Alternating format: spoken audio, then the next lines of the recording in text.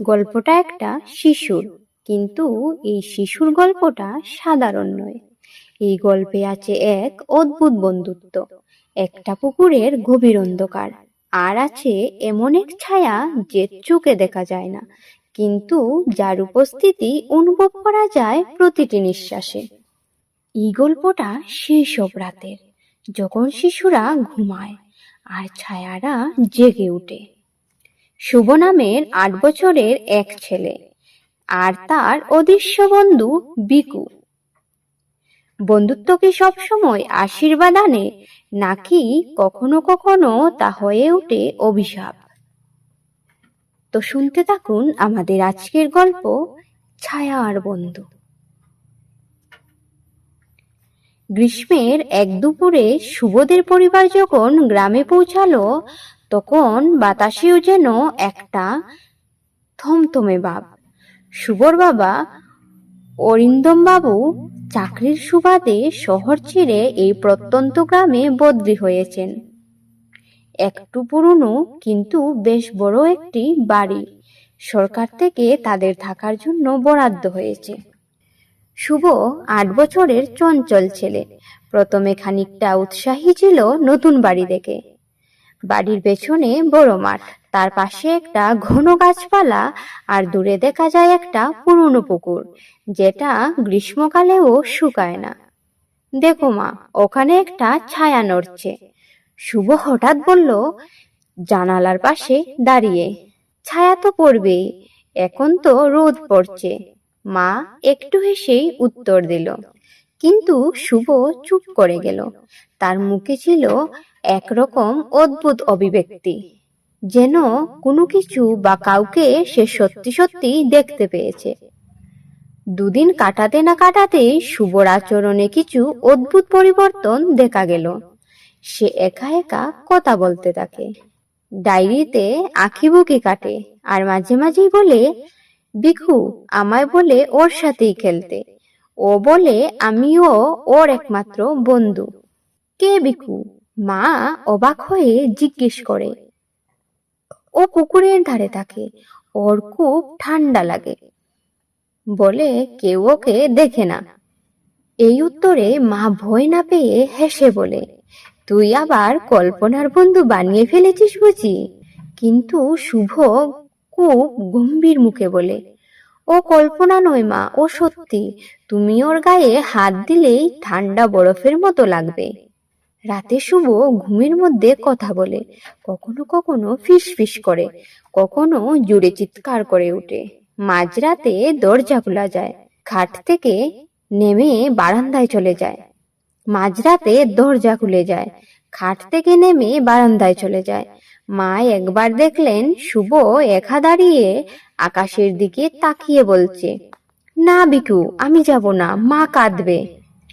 পরের দিন শুভ ড্রয়িং খাতায় একটা অদ্ভুত ছবি আঁকলো। একটা পুকুর, তার পাশে দাঁড়িয়ে আছে শুভ আর আরেকটা ছেলে, যার মুখ কালো করে রং করে দেওয়া, চোখ দুটো সাদা সাদা। মা আঁতকে উঠলেন। রমণী দিদিমণি যখন শুনলেন সব, মুখে হাত দিয়ে বললেন, পুকুরটার গল্প জানো না? বছর 10 আগে বিকু নামে একটা ছেলে ওই পুকুরেই ডুবে মরে, কাউকে বলে উঠতেই পারিনি, জলে টেনে নিয়েছিল কেউ।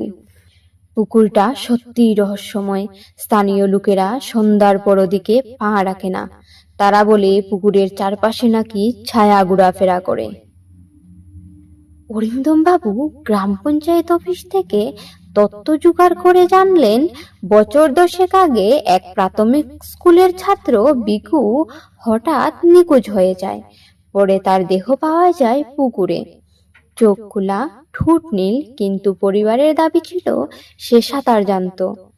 অত সহজে ডুবে যাবার কথা নয়। মৃত্যুর কিছুদিন আগে থেকেই বিকু বলতো, একটা ছায়া নাকি পুকুর থেকে হাত বাড়িয়ে ডাকে।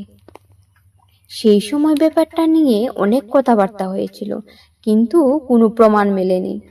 এক রাতে শুভ হঠাৎ নিখোঁজ হয়ে যায়। দরজা খোলা, বিছানা খালি, চারপাশে খোঁজ করেও পাওয়া যায় না। বাড়ির সবাই পাগলের মতো খুঁজতে থাকে। হঠাৎ এক প্রতিবেশী পুকুর পাড়ে শুভকে দেখতে পান। সে দাঁড়িয়ে আছে একেবারে জলের কিনারে, চোখ বন্ধ। শুভ, শুভ, থামো! মা চিৎকার করে ছুটে যান। হঠাৎ শুভ পিছন ফিরে বলে ওঠে, ও বলেছিল আমি যদি পুকুরে যাই তাহলে আমরা একসাথে আকাশে উঠতে পারবো। এই কথা বলে সে জলে পা বাড়ায়। মা ছুটে এসে তাকে টেনে ধরে ফেলেন। সারা গা ঠান্ডা, যেন বরফ। পরদিন ওজা ডাকা হয়। রুনু গ্রামের ওজা গঙ্গাধর মুখার্জি এক রাত্রে বাড়ি আসেন। ঘরের মধ্যে ধূপধুনো জ্বালিয়ে শুভর গা ছুঁয়ে বলেন, একটা বাচ্চা আত্মা এদিকে ঘোরাফেরা করছে, সে এখনো জানেই না যে সে মারা গেছে। শুভকে বন্ধুর মতো পেয়ে তাকে নিজের মতো করে রাখতে চাইছে। কিন্তু কেন? মা কান্নায় ভেঙে পড়েন। কারণ তার মৃত্যু অশান্ত। কারো হাতে হয়তো সে বলি হয়েছিল, হয়তো পুকুরই তার কবর। তার আত্মা মুক্তি চায়, কিন্তু ভয় পেয়েছে একা চলে যেতে। দিন যত যায় শুভর শরীর খারাপ হতে থাকে। রাত্রে সে আর ঘুমাতে পারে না। একদিন সে বলে, মা, বিকু বলছে আমি যদি ওকে জায়গা দিই তাহলে আমরা সারা জীবন একসাথে থাকতে পারবো। মা আঁতকে ওঠেন। সেদিন রাতেই শুভ চিৎকার করে উঠে বসে, ওর মা, ও আমার গায়ে ঢুকছে, মা বাঁচাও। ঘর অন্ধকার হয়ে যায়, বাতি নিভে যায় নিজে থেকেই। দরজার উপরে দেখা যায় একটা ছোট ছায়া ধীরে ধীরে এগিয়ে আসছে। মা ছুটে গিয়ে ওজাকে ডেকে আনে। ওজা গঙ্গাধর বাবু পুকুর পাড়ে এক রাতে বিকুর আত্মাকে মুক্তি দেওয়ার জন্য পুজো করেন। মন্ত্রপাঠে শুভ কাঁদতে থাকে। তার কণ্ঠে বিকুর কণ্ঠ মিশে যায়। আমি একা ছিলাম, ও আমার বন্ধু, আমাকে ছেড়ে যেও না। ওজা মন্ত্রের মাধ্যমে আত্মাকে বুঝান, তোর শান্তি এখানে, বন্ধুকে কষ্ট দিয়ে নয়, আলোয় ফিরে যা অন্ধকার ছেড়ে। শেষমেশ পুকুরে গঙ্গা জল ছিটানো হয়, বিকুর ছবি জ্বালানো হয়। এক মুহূর্তে পুকুর থেকে একটা সাদা আলো বেরিয়ে আকাশে মিলিয়ে যায়। শুভ ধীরে ধীরে স্বাভাবিক হয়। আজও শুভ মাঝে মাঝে পুকুরের দিকে তাকিয়ে চুপ করে বসে থাকে, বলে বিকু ভালো আছে এখন, ও আলোতে ফিরে গেছে।